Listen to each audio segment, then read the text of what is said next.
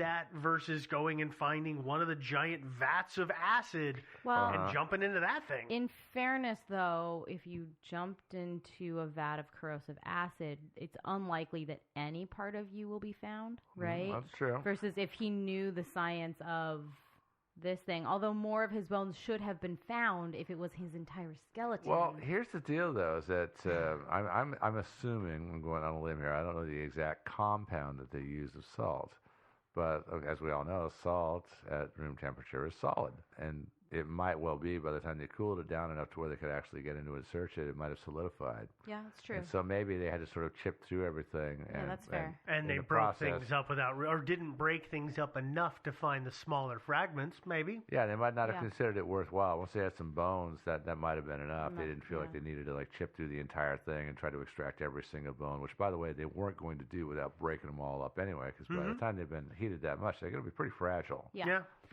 So I guess to your point of, finding the super corrosive acid, if you want it to look like an accident, you still have to leave some evidence of the accident. Yeah, right? But you still think he would have put a banana peel on the top of the thing or something. Yeah, right? something to make it look like it was an accident. But in looking forward at the next theory, if what we're going to talk about after we finish this up was what happened, then why did they throw him in something that would leave materials rather than throwing him in something that would completely destroy it?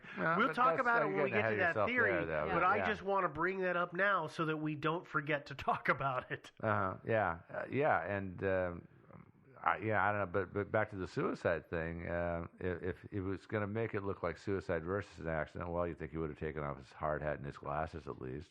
What? Yeah, or maybe not, but not a requirement. If you're going to commit suicide, you don't give a rip. Yeah. I don't care that I'm wearing all my work gear. I'm just going to take the plunge. Just go plunge. Yeah, maybe. And if it's going to be an accident, if you're going to stage an accident, no investigator says, "Oh, weird. He took off his gloves and his hat and his glasses and then stumbled in." Like that. That series of events wouldn't make sense to me.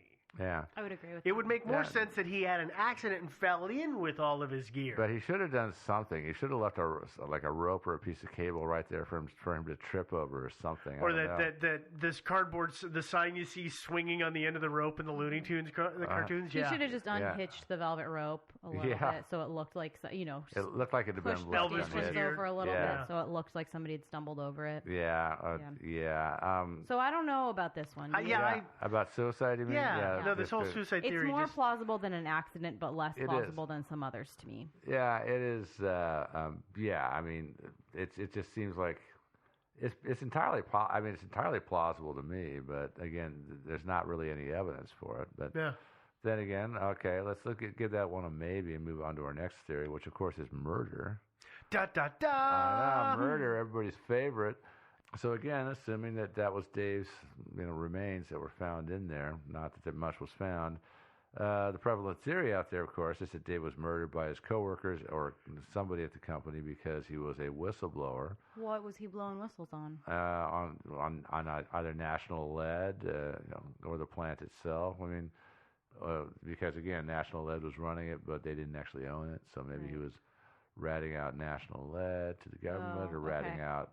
Joe, can you, for people who aren't familiar with the term whistleblower, can you explain that for folks? Because not everybody knows that. Somebody who sees wrongdoing at your company or within the government or whatever and reports it to the authorities or maybe reports it to the press, that kind of thing, they're called whistleblowers.